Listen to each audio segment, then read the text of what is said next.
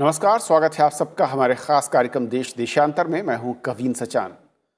देश देशांतर में आज हम बात करेंगे एफडीआई की। जी हां, प्रत्यक्ष विदेशी निवेश, जो आंकड़े बता रहे हैं कि इस साल के 5 महीनों में वो नए स्तर पर पहुंच गए हैं। अप्रैल से अगस्त के दौरान प्रत्यक्ष विदेशी निवेश 16% बढ़कर 27.1 अरब डॉलर रहा है। पिछले साल अप्रैल अगस्त के दौरान यह आंकड़ा 23.35 अरब डॉलर का था। किसी भी वित्त वर्ष के पहले 5 महीनों में यह अब तक का सर्वाधिक एफडीआई है और 2019-20 के पहले 5 महीनों की तुलना में ये 13% ज्यादा है। और अगर हम बात करें कि कुल एफडीआई जो 2008 से और 14 के बीच में आया, वो 231.37 अरब डॉलर था और 2014 से 20 में इसमें 55% की उछाल रही है और यह आंकड़ा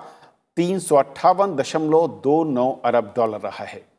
यानी कि करीब 55% का जंप रहा है। तो आज अपने कार्यक्रम में समझेंगे कि कोविड के इस काल में और किस तरीके से ये नंबर इशारा कर रहे हैं और एफडीआई का बढ़ना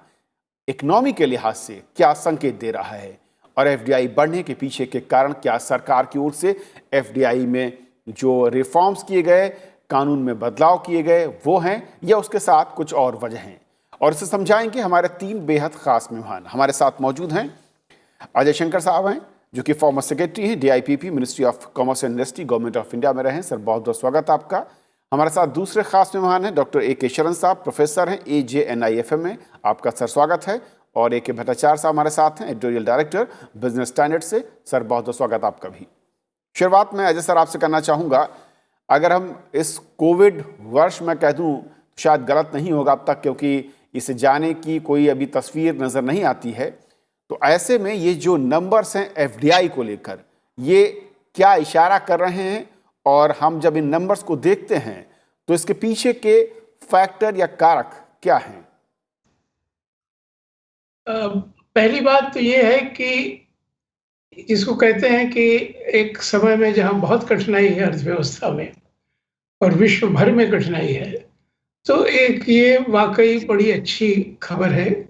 कि एफडीआई में इतनी बढ़ोतरी हुई है। तो इससे थोड़ा हौसला सबका बढ़ता है। अब इसके पीछे कारण क्या है, वो तो जब इसका ब्रेकअप मिलेगा तो हमें ज़्यादा एहसास होगा कि इसके पीछे कारण क्या है। क्योंकि एक बात हमें ध्यान में रखना चाहिए कि किसी एक 4-5 महीने की अच्छी खबर अगर बनी रहे अगले कुछ महीनों में और अगले सालों में, तो असली फायदा होता है। लेकिन जो संकेत मिले हैं, विश्लेषण जो थोड़ा बहुत आया है मीडिया में, तो उसमें एक तो ये है, संभव है कि जो रिलायंस और जियो ने जो बहुत बड़े मात्रा में विदेश से उन्होंने इक्विटी ली है, तो हो सकता है वो कुछ पैसा आया हो। दूसरा जो विश्लेषण में संकेत आया है कि क्योंकि हमारे यहाँ बहुत सी कंपनियां कठिनाई में है, बहुत सी कंपनियां बैंकरप्ट हो गई हैं, आईबीसी के तहत हैं और उनको बेचने की बात हो रही है, तो बहुत से प्राइवेट इक्विटी फंड्स बाहर से पैसा ला रहे हों उनको खरीदने के लिए। और तीसरी बात है जो मेरे विचार में सबसे महत्वपूर्ण है, वो ये है कि जो नई, एक तरीके से नई इंडस्ट्रियल पॉलिसी जो सरकार की ओर से आ रही है, जिसमें आत्मनिर्भर भारत की बात है, कुछ टैरिफ्स बढ़ाए गए हैं, कुछ इंसेंटिव्स दिए जा रहे हैं कि अगर देश के अंदर वैल्यू एडिशन हो, देश के अंदर ज़्यादा मैन्युफैक्चरिंग हो, तो हो सकता है कि उसके परिणाम स्वरूप बहुत सी विदेशी कंपनियां अपनी सप्लाई चेन को यहाँ ला रहे हो या देश में वैल्यू एडिशन बढ़ाने की तैयारी कर रहे हो। जैसे हाल में खबर आई थी कि एप्पल है, उनके फोन्स का या आईपैड्स का हमारे यहाँ मैन्युफैक्चरिंग होगी, फाइनल असेंबली होगी, फिर धीरे धीरे पार्ट्स आएंगे। तो जो नए इंसेंटिव्स दिए जा रहे हैं, प्रोत्साहन दिया जा रहा है इलेक्ट्रॉनिक मैन्युफैक्चरिंग में, फार्मास्यूटिकल्स में, तो हो सकता है कि उसके लिए या उस वजह से कुछ निवेश विदेशों से आ रहा है। अगर ये सही है तो इसका मतलब ये निष्कर्ष निकलता है कि सरकार सही रास्ते पर है और इसको बहुत एक परिपक्व ढंग से देखना है कि सबसे कम खर्चे पर हम ज़्यादा से ज़्यादा पूंजी निवेश विदेश से और अपने देश की कंपनियों द्वारा करवाए, जिसमें देश में वैल्यू एडिशन बढ़े, लोगों को रोजगार और मिले। Okay sir. प्रोफेसर शरण साहब, अगर मैं सिर्फ और सिर्फ ये जो इस साल के अभी मैं कहूँ कि दूसरे क्वार्टर एक तरीके से कहूँ उसके जो आंकड़े, क्योंकि पहले में ये काफ़ी कम थे लेकिन दूसरे में जब ये बढ़ते हैं और ओवरऑल 5 महीने में 13% का उछाल दिखता है, 3 पोजीशन में 3 जो फैक्टर है मैं उसको भी अगर इसमें लाना चाहूँ, कोविड, चीन के साथ जिस तरीके से स्थितियां हैं सीमा पर, और तीसरा कि चीन से बाहर निकलकर कंपनियों का नए एक जगह की तलाश, इन तीनों को अगर मिलाकर देखते हैं तो आप इन नंबर्स को संकेत के तौर पर क्या मानते हैं, और क्या इसके साथ साथ जो ऑटोमेटिक रूट का रास्ता खोला सरकार ने, हालांकि चीन या फिर चीन से जुड़ी हुई कंपनियों को लेकर वहां पर प्री परमिशन की बात कही गई, वो भी एक क्रूशियल इसमें फैक्टर है? कोविड के पीरियड में 2 रीजंस हो सकते हैं इस उछाल के, और ये कितना सस्टेनेबल होगा, कितना बना रहेगा, जैसे कि अजय शंकर साहब ने भी कहा कि ये देखने की बात होगी कि इन 5 महीनों में जो उन्नति प्रोन्नति उछाल आया है ये क्या सस्टेनेबल है या एक वोलेटिलिटी का द्योतक हो सकता है कि मतलब सडन आया स्पर्ट की तरह से और चला जाए। तो कोविड के पीरियड में देखिए 2 चीजें तो बड़ी क्लियर थी कि कोविड का जो शुरू का पीरियड था, जब इंडिया का मैं कहूं, अगर इंडिया में खास करके, तो देखिए कि पूरे विश्व ने एक वैश्विक स्तर पर हमारी 2 चीजों को बहुत सराहा कि हमारी सरकार ने एक नेतृत्व में जो निर्णय लिए थे उससे शुरू में हमारी इंसिडेंस, मोर्टेलिटी सब कुछ काफी लो थी, जिससे ये पता लगता था कि इसका कोविड के साथ साथ जो स्लोडाउन का मोमेंटम है वो खत्म होगा, और कोविड के पीरियड में भी जैसी नीतियां हमारी रही तो ये लगता था कि शायद हमारे ऊपर इसका प्रभाव कुल मिलाकर के बहुत नगण्य हो सकता है कि कोविड का प्रभाव। तो ये एक कॉन्फिडेंस बिल्डिंग मेजर की तरह भी एक सिग्नल जाता है बाहर कि कौन सी सरकार किस तरीके से इस वैश्विक महामारी को नियंत्रित करने का प्रयास कर रही है। तो उसमें हमारे नंबर्स अगर मैं कहूँ तो काफी अच्छे रहे विदेश की तुलना में। तो अब एक तो फैक्टर ये रहा, दूसरा ये है कि जो इस पीरियड में ग्लोबल इकोनॉमी थी शुरू में जिनके ऊपर बहुत इम्पैक्ट आ गया था, तो ये एक स्पेकुलेशन भी जाता है और एक मैसेज भी जाता है कि आने वाले समय में वहां की अर्थव्यवस्था का क्या हाल होगा, और अगर वहां कोई अपना निवेश करता है तो उस निवेश की जो टोटल पृष्ठभूमि बनेगी और जो उस पर रिटर्न्स मिलेंगे, आफ्टर ऑल एफडीआई तो एक रिटर्न की ही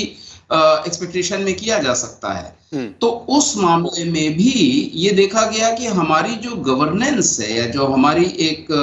शासन में स्थिरता है वो कुल मिलाकर के ज्यादा अच्छी है। तो किन्हीं और देशों में ये नहीं बहुत क्लियर हुआ इनिशियल स्टेजेस में, जिस पीरियड की हम खास करके बात कर रहे हैं पिछले 5 महीनों में जी। तो एक ये भी बहुत बड़ी वजह रही कि हमारी अर्थव्यवस्था में जो लोगों का विश्वास रहा, निवेशकों का जो विश्वास रहा, उसका जो कोशेंट कहें या उसका स्तर कहें वो काफी ठीक ठाक सा रहा। तो ये भी एक रीजन हो सकता है कि जिस वजह से हमारे यहाँ निवेश आया। और जहां तक मैंने जो पहला पॉइंट आपसे कहा कि सर्विसेज सेक्टर का कंसिस्टेंटली यानी एक निरंतरता के साथ अगर आप देखेंगे कि हमारा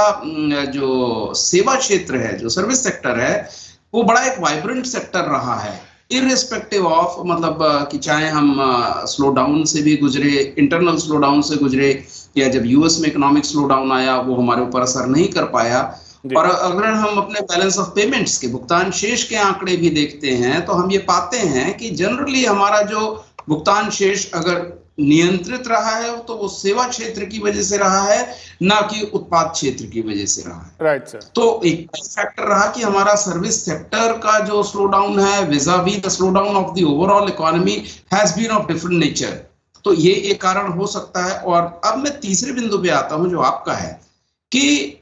चाइना के साथ हमारे जो अभी निकट भूत में जो संबंध रहे हैं और आने वाले समय में उसकी परिणति क्या होगी, कि अब वो संबंध कैसे रहेंगे, और चाइना से कंपनीज निकलेंगी, चीन से कंपनीज निकलेंगी, तो क्या वो इंडिया में आएंगी? चीन से निकल करके कोई भी कंपनी ऐसे ही इंडिया में नहीं आएगी।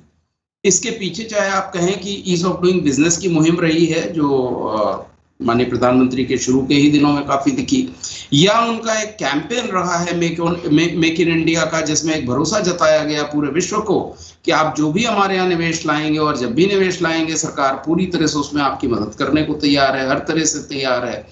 तो ये दो फैक्टर्स एक कपल करिए, आप इसको फैक्टर इन करिए कि जो एग्जिट होगा चाइना से वो हमारे यहाँ क्यों अट्रैक्ट होगा। तो सिर्फ इस वजह से नहीं कि वहां पर से निकलेंगे तो कहाँ जाएंगे, तो इंडिया में चलते हैं, नहीं, ऐसा नहीं। उसके पीछे जो हमारे फंडामेंटल्स हैं, जो इन्वेस्टमेंट फंडामेंटल्स हैं, जो मूल उसके तत्व हैं, वो बड़े सशक्त रहे हैं, बड़े स्ट्रांग रहे हैं। Right sir. और रहा सवाल एक चाइना के साथ, I just conclude in half a minute. चीन के साथ जो हमारे अभी निकट भूत के संबंध हैं, मैं इसको बड़ी तरजीह नहीं देता हूं इंडिविजुअल, मतलब व्यक्तिगत तौर पे। कारण ये है कि ये डिप्लोमेटिक रूट से चाहे कहें आप, देखिए सैन्य बल का प्रयोग तो बहुत दूर की संभावना होती है, और खासकर आजकल के युग में। हम ठीक है टीवी पे रोज बहुत देख लें कि हमने यहाँ सैनिक तैनात किए, उन्होंने वहां सैनिक तैनात किए, लेकिन आज पूरा विश्व जानता है कि युद्ध किसी चीज का कोई समाधान नहीं है। तो आने वाले समय में ये चीजें वापस से उसी जगह पर आएंगी। तो हमारी जो इंडिया की डिप्लोमेसी है, और जो हमारी कूटनीति है, और जो हमारी नीतियां हैं, विदेशी निवेशकों को एक भरोसा है कि भारत एक बहुत अच्छी, तो मुझे तो ये भी लगता है कि ये जो 5 महीने का आप विवरण दे रहे हैं, जब कोविड ऐसे पीरियड में इतना हमने अट्रैक्ट किया है, और अगर हम अपनी नीतियों को अच्छा रखें, और मूडीज, स्टैंडर्ड पुअर जैसे रेटर्स हमें अच्छे से रेट करते रहे, तो this can be seen as a trend. मैं समझता हूं कि एक शायद एक ट्रेंड की तरह से दिखेगा। तो मुझे आपके बिंदु यही कहना है। भट्टाचार्य सर, अगर मैं सेक्टर्स के लिहाज से देखूं, जो एफडीआई है, चाहे वो डिजिटल जो सेक्टर है, ऑनलाइन का सेक्टर है, या फिर मैं कहूँ कि इसके अलावा जो इंफ्रास्ट्रक्चर या फिर फार्मा, किस तरीके से देखते हैं इन सेक्टर्स में जो इस पिछले 5 महीने के दरमियान एक बढ़ोतरी दिख रही है, एक उछाल दिख रहा है एफडीआई को लेकर? और दूसरा ये कि आप बेहतर समझा पाएंगे कि असल में किसी भी देश में, और कोई भी काल हो, चाहे वो कोरोना हो या ना हो, क्या बड़े फैक्टर हैं जो कि एक इन्वेस्टर के लिए एफडीआई को लेकर, अट्रैक्ट करने को लेकर बहुत ही क्रूशियल रहते हैं, और क्या वो सारे पैमाने हम अपने देश में इस वक्त देख पा रहे हैं? देखिए, ये जो उछाल जो आया है, वो उछाल 5 महीने का नहीं है एक्चुअली। अगर आप आंकड़ों को अगर करीबी से देखें, तो ये उछाल आया है 2 महीने का उछाल है ये। देखिए, अप्रैल से जून में हमारे देश में जो एफडीआई की जो निवेश हुई थी, वो उसमें एक्चुअली 60% का घाटा हुआ था।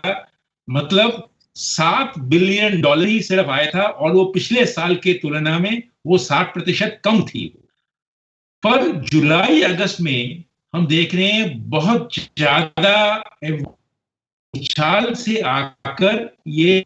हम अप्रैल 5 महीने में हमारी पूरी $36 बिलियन की एफडीआई आ गई है। हुआ ये है कि अप्रैल अगस्त में जो उछाल देखा हमने इस वक्त, ये सिर्फ 13% का उछाल था, और हम पिछले साल के तुलना के हम उसी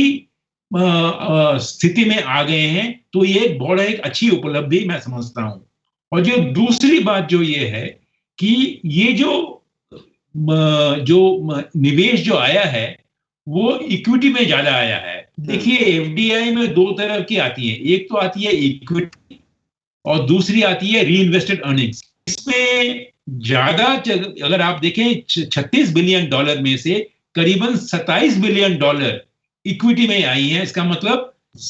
विदेशी कंपनियों ने अपनी इक्विटी हमारी भारतीय कंपनी में दाखिल की है। नॉर्मली क्या होता है, हम जब एफडीआई की बात करते हैं उसमें रीइन्वेस्टेड अर्निंग्स की भी बात करते हैं, पर इसमें लगता यह है कि अगर आप $36 बिलियन में अगर $27 बिलियन इक्विटी देखेंगे, मैं समझता हूं कि इक्विटी का शेयर पिछले सालों की तुलना से बढ़ गया है, और ये भी मैं समझता हूं कि एक अच्छी एक डायरेक्शन है, अच्छा एक सिग्नल है। और तीसरी बात जो मैं कहूंगा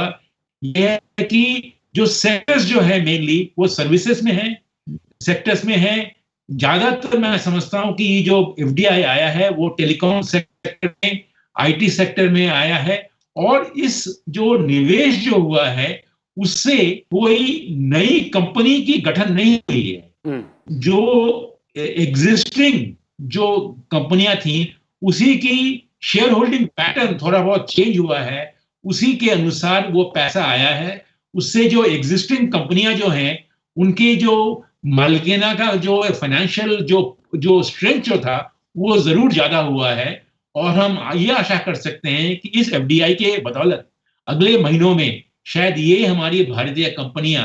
अब वो ऋण मुक्त हो गई हैं, काफी कंपनियां ऋण मुक्त हो गई हैं, उनका ऋण कम हो गया है, वो शायद और भी निवेश करें। पर इस वक्त की हालात से हम ये नहीं कह सकते कि इस पूंजी निवेश से एम्प्लॉयमेंट में कोई बढ़ोतरी मिलेगी या इमीडिएट इन्वेस्टमेंट में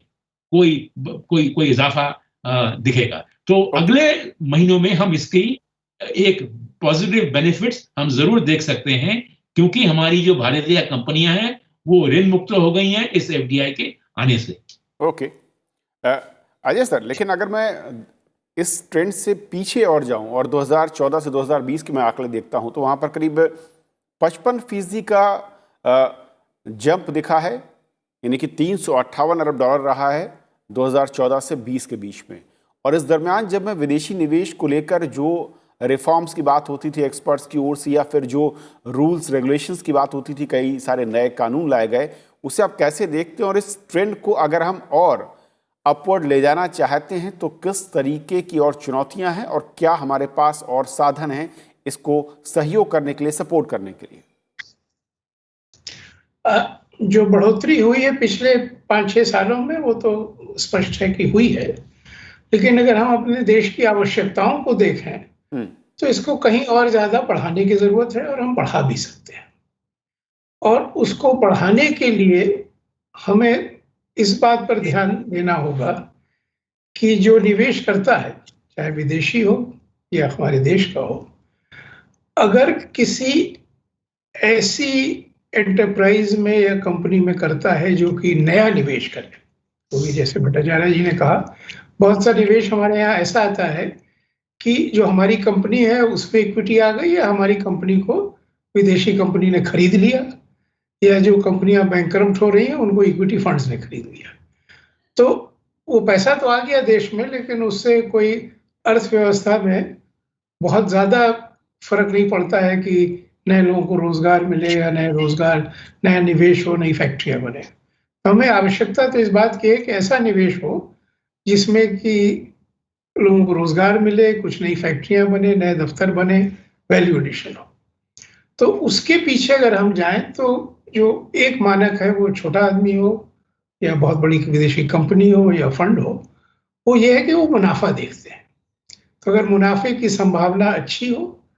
रिस्क कम हो, तो वो निवेश करते हैं। तो पहले जैसे बात हुई कि चीन से कंपनियां हमारे यहाँ आ सकती हैं, और अगर हम कोशिश करेंगे तो बहुत सी आएंगी, क्योंकि वहाँ जो है मजदूरों का वेतन बहुत बढ़ गया है। हमारे देश में वेतन बहुत कम है और अभी बहुत सालों तक कम रहेगा। तो अगर हम इस पे ध्यान दें कि कैसे हम निवेश वो ले आए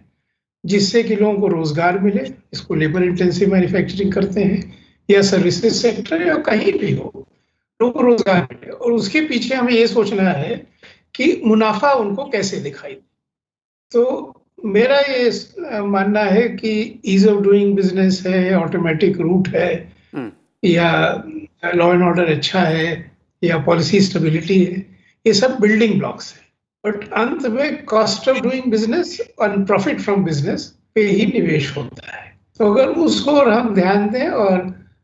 सेक्टर्स को देखें कि कहाँ हम इस पे ध्यान दे के ये व्यवहारिक बना सकते हैं कि किसी अंतर्राष्ट्रीय निवेशक को दिखाई दे कि हम भारतवर्ष में एक बड़ी फैक्ट्री लगाएं या बड़ा और काम करें, प्राइवेट यूनिवर्सिटी ही खोल लें, तो हमें इसका रिटर्न मिलेगा। तो इस तरीके से हम सोचें तो फिर मेरा मानना है कि जो प्रेजेंट लेवल है इसको हम दुगना और तिगना भी कर सकते हैं आसानी से। और दुगना तिगना कर पाएंगे तो जो हमारी आर्थिक विकास की गति है वो और तेज हो जाएगी, क्योंकि हमारा उद्देश्य तो ये होना चाहिए कि जल्दी से जल्दी हम मार्च 2020 की स्थिति में अर्थव्यवस्था को ले आए और उसके बाद जल्दी से जल्दी 8-10% की प्रतिवर्ष की वृद्धि या ग्रोथ की रेट हम प्राप्त करें, क्योंकि तभी देश में गरीबी खत्म होगी, तभी लोगों को रोजगार मिल पाएगा। तो हमारा जो एम्बिशन है वो अभी भी रहना चाहिए कि 8-10% ग्रोथ रेट हम कोविड के बाद जल्दी से जल्दी ले आएंगे देश में। और उसमें एफडीआई की बहुत बड़ी भूमिका है। और हमारा देशी निवेश हो या विदेशी निवेश हो, निवेशक को दिखाई देना चाहिए कि हमें मुनाफा होगा, हमारा कॉस्ट ऑफ डूइंग बिजनेस कम होगा, हम देश के मार्केट में बेच सकेंगे, विदेशों के मार्केट में बेच सकेंगे, गुड्स हो सर्विसेज में कुछ नहीं। प्रोफेसर शरण, दो चीज़ें, एक तो जो भट्टाचार्य सर ने कहा कि अगर हम इन आंकड़ों को देखते हैं तो इक्विटी का शेयर बढ़ना है, यानी कि इक्विटी के तौर पर विदेशी निवेश का बढ़ना, और जो दूसरा मोड है कि डायरेक्ट नई फैक्ट्रियों का निर्माण, इन दोनों में से क्या बड़ा फर्क हम इकोनॉमी के नज़रिए से देख सकते हैं, या मौजूदा जो कोरोना का काल है उससे क्या फ़ायदा मिल सकता है, और दूसरा कि किस तरीके से इस ट्रेंड को जो हम पिछले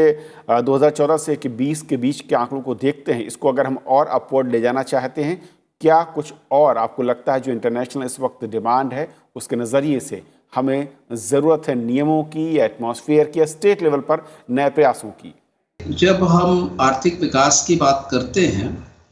तो उसके कई सारे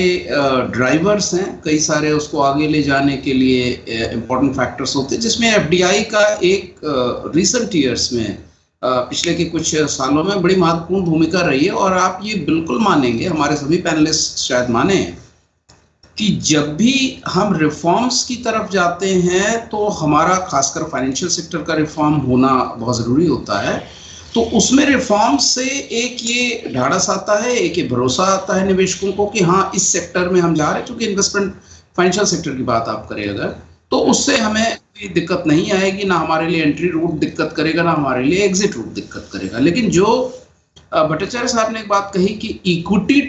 टिल्टेड एफडीआई को अगर हम देखें तो उसका झुकाव इक्विटी की तरफ रहा है, तो ये बात ठीक है कि जब भी एफडीआई आएगा तो वो पहले इक्विटी की तरफ आकर्षित होगा, क्योंकि इक्विटी के रूट्स डिफरेंट होते हैं और बाकी रूट्स थोड़े से डिफरेंट हो जाते हैं। तो ये बात ठीक है कि, और ये आगे भी ये ट्रेंड आप देखेंगे कि काफ़ी हद तक आपको मिलेगा कि जो पोर्टफोलियो मतलब इक्विटी में इन्वेस्टमेंट्स आएंगे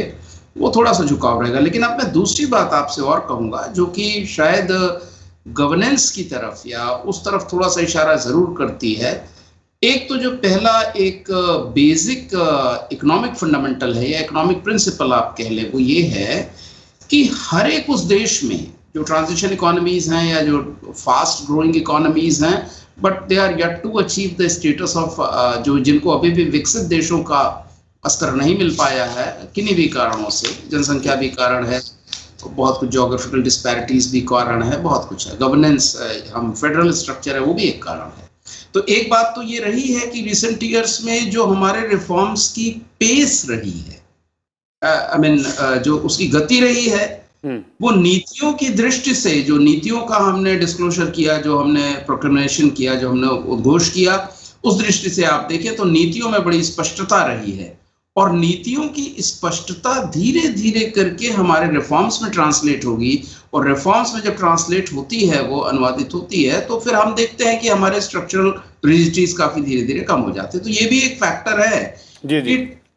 इफेक्ट या लैग्ड इफेक्ट आपको दिखाई देता है कि हमारी इन चीजों का असर हमारे ऊपर कम हुआ। तीसरी चीज जो एक और मैं कहूंगा, मैं मिस्टर भट्टाचार्य से उसको कोट करूंगा, एक बहुत बड़ा फैक्टर होगा। देखिए कि आज जब हम ग्लोबल विलेज की बात करते हैं, एक वैश्विक गांव की बात करते हैं, कैसी भी बातें करते हैं, तो हर कोई निवेशक अपने अपने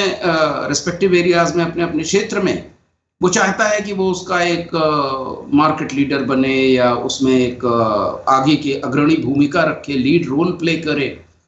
इसके लिए क्या है कि जब आप ये स्टेटस की बात करेंगे किसी भी एग्जिस्टिंग इकोनॉमी में, किसी भी एग्जिस्टिंग मार्केट में, तो बहुत बड़ा फैक्टर आता है कि आप कितने कॉस्ट इफेक्टिव हैं, यानी ये आपकी जो लागत है वो कितनी प्रभावी है, आप लागत प्रभावी है या लागत निष्प्रभावी है। और अगर आपको लागत प्रभावी बने रहना है, जो कि मैं अजय शंकर जी की बात से थोड़ा सा आगे बढ़ा के कहूँ कि लागत प्रभावी बने रहने के लिए आपके पास ये बहुत जरूरी चीज होगी कि आपकी जो तकनीक है, जो टेक्नोलॉजी है, वो कहीं ना कहीं अपग्रेड होती रहे और वो ग्लोबल लेवल की एक वैश्विक स्तर की तकनीक आपके पास हो। बिल्कुल। मुद्दा अब यहाँ पर आता है कि वैश्विक स्तर की अगर टेक्नोलॉजी आप चाहें या लें तो पैसा तो एक फैक्टर हो सकता है कि फाइनेंशियल रिसोर्सेज कितने आ सकते हैं कहाँ से और कितना हम उसको एलोकेट करेंगे, लेकिन दूसरा बड़ा मुद्दा ये आता है भारतीय अर्थव्यवस्था जैसी अर्थव्यवस्थाओं के लिए और भारतीय अर्थव्यवस्था के लिए मूल रूप से कि हमारी जो शासन है आज का ये कटिबद्ध है, ये कमिटेड है कि हम एम्प्लॉयमेंट भी बढ़ाएंगे और हम टेक्नोलॉजिकल इंप्रूवमेंट्स भी करेंगे, सब कुछ करेंगे। अब अगर आप एक ऐसी टेक्नोलॉजी जो बिल्कुल अपग्रेडेड है, जिसका ऑब्सोलिसेंस जीरो है आज की डेट में, वो अगर लेकर के आते हैं तो वो कैपिटल इंटेंसिव टेक्नोलॉजी ही हो सकती है। लेकिन एक लेबर क्लास जहां ज्यादा है, जैसे कहा अजय शंकर जी ने कि हमारे यहाँ लेबर सस्ता है, श्रमिक सस्ते हैं, तो सस्ते इसीलिए हैं कि हमारे यहाँ सप्लाई बहुत ज्यादा है। सप्लाई ज्यादा इसीलिए है क्योंकि लेबर है, तो ये तो एक हेन and egg kind of A situation आती है। लेकिन जो दूसरी बात है कि अगर आप एक ऐसी टेक्नोलॉजी लेके आ जाएं जो लेबर को कम से कम डिप्लॉय करे, तो आपका जो अनएम्प्लॉयमेंट का बैकलॉग है वो वहीं का वहीं पहुंच जाता है। इसलिए एक बड़ी दुविधा का क्षेत्र है कि आप तकनीक लाएं कौन सी, और इसके लिए सबसे एक अच्छा क्षेत्र होता है कि तकनीक तो आप अपडेटेड ले आए, लेटेस्ट ले आए, लेकिन आपके यहाँ अपना एक इन हाउस R&D जो रिसर्च का एरिया है वो भी काफी उन्नत श्रेणी का होना चाहिए। तो अब अगर आप देखें, वक्त कम है क्योंकि मैं थोड़ा सा एक संक्षेप में एक जवाब चाहूंगा भट्टाचार्य सर। 2 पॉइंट, एक ये कि जब इक्विटी के जरिए कंपनियों में निवेश हो रहा है, यानी कि कंपनियों की आर्थिक माली हालत सुधरेगी और उनको थोड़ा सपोर्ट मिलेगा। डायरेक्ट FDI को बढ़ाने के लिए राज्य स्तर पर किस तरीके से आपको लगता है कि प्रयास ज्यादा होने चाहिए, क्योंकि वहां पर शायद एटमॉस्फेयर और जो कॉस्ट इफेक्टिवनेस और बेटर जो मैं कहूं कि रूल्स रेगुलेशन है वो ज्यादा क्रूशियल होंगे। देखिए, कॉस्ट तो है ही, पर उससे ज्यादा जरूरी जो चीज है वो है कि हमारे देश में की जो लीगल एनवायरनमेंट जो है उसमें एनफोर्समेंट ऑफ कॉन्ट्रैक्ट्स, उसमें थोड़ी बहुत और भी हमें कोशिश करनी चाहिए, जिस तरह से कॉन्ट्रैक्ट एनफोर्समेंट में के समय ज्यादा असुविधा ना हो। पिछले कई सालों में हमने देखा है कि कॉन्ट्रैक्ट एनफोर्समेंट में हमने काफी प्रगति की है, पर मुझे लगता है कि FDI को, विदेशी पूंजी को और भी आकर्षित करने के लिए हमें कॉन्ट्रैक्ट एनफोर्समेंट का जो मैकेनिज्म है उसको और भी उसको जरा इजी शिथिल करना है, जिससे कि विदेशी पूंजी निवेशकारी को यह डर न रहे कि वो पैसा निवेश करने के बाद अगर कोई को जो कॉन्ट्रैक्ट को एनफोर्स करने के लिए उसको आर्बिट्रेशन न जाना पड़े। मैं समझता हूं कि FDI को और भी ये जो इफेक्टिव बनाने के लिए और भी अट्रैक्टिव बनाने के लिए एनफोर्समेंट ऑफ कॉन्ट्रैक्ट की जो रिजीम जो है उसको हमें और भी नॉन डिस्क्रिशनरी, ट्रांसपेरेंट, पारदर्शी करना बहुत जरूरी है। और उसके साथ साथ हमारे में अभी भी कोई ऐसे FDI कैप्स जो हैं, FDI कैप्स को भी रिव्यू करने की जरूरत होगी। ओके सर, बहुत बहुत शुक्रिया आप तीनों मेहमानों का हमारे साथ इस अहम चर्चा में शामिल होने के लिए और समझाने के लिए कि विदेशी निवेश में इस साल जो शुरुआती 5 महीने है उसमें जो उछाल है उसके पीछे के कारण क्या हैं, लेकिन ये उछाल स्थायी हो और जिस तरीके से हम पिछले 5 साल के आंकड़े देख रहे हैं उसमें वो रफ्तार और ज़्यादा हो, इसके लिए और किन प्रयासों की ज़रूरत है। तो आज फिलहाल इतना ही। नमस्कार।